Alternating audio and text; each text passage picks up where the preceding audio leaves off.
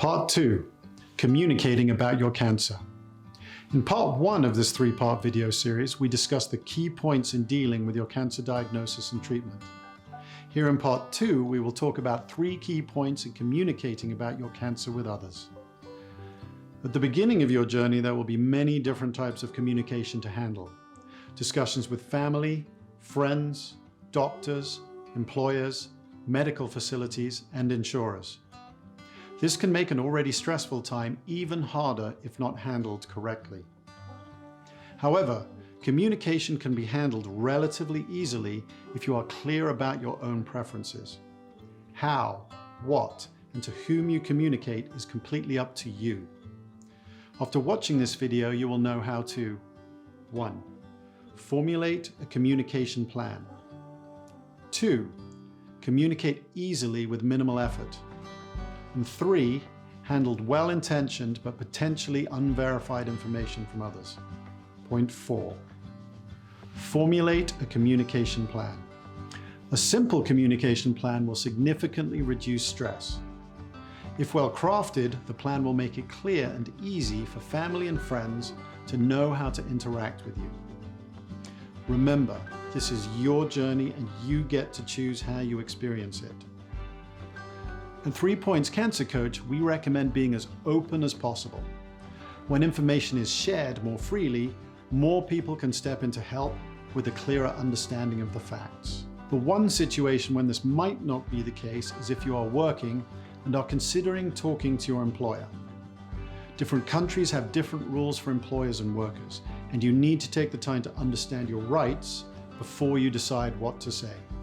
Key parts of your communication plan include when to communicate. Usually upon the initial diagnosis when decisions need to be made, updates on treatment outcome, or the goal of care changes. Whom to communicate with. You may wish to share more with those closer to you and so designate different levels of communication to different groups. How to communicate. State upfront how you will communicate with others and how you would like them to reply to your communications, whether by text, email, or other social media.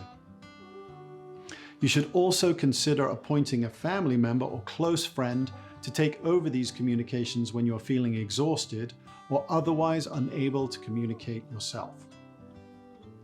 Point 5. Communicate easily with minimal effort. You will receive a lot of questions and well-meaning inquiries. People want to help, but often you are receiving communication from many different people at the same time. That can make the volume overwhelming. If you communicate with each individual in your network one by one, you will exhaust yourself communicating the same things over and over. We recommend that you create a group communication system to share information. Prepare a written statement to send to your networks.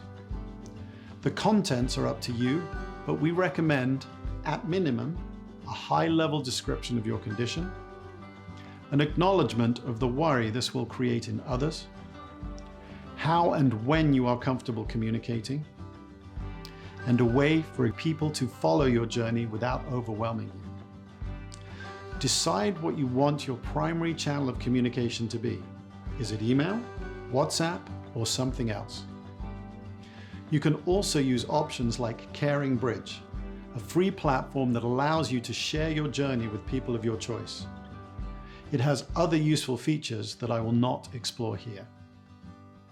Point 6. Handle well-intended but potentially unverified information from others. For people around you, your cancer diagnosis can be uncomfortable too. Reactions will be different, and it is often hard to know what to say to a cancer patient. That means some people may surprise you. They may be silent. They may say things that annoy you. They may recommend doctors they know or alternative medical treatments. This is common behavior. Just remember that they are trying to help. You may have already sent out a prepared statement on how you want to communicate. You may also be using a platform like Caring Bridge, which will reduce the amount of such incoming communication. Still, you will receive some. Here's what I found to be the best way to deal with these types of communication. Appreciate that the intention is good and thank the person for sharing. Don't make promises you don't intend to keep. For example, don't reply with, "I'll discuss it with my family," if you're not going to, in case they follow up and ask whether you've done so. Request that they send you the source of their information. This will quickly clarify whether they merely heard it from a neighbor or if they genuinely have valid information to share with you. In conclusion, this concludes part 2 of our 3-part video series.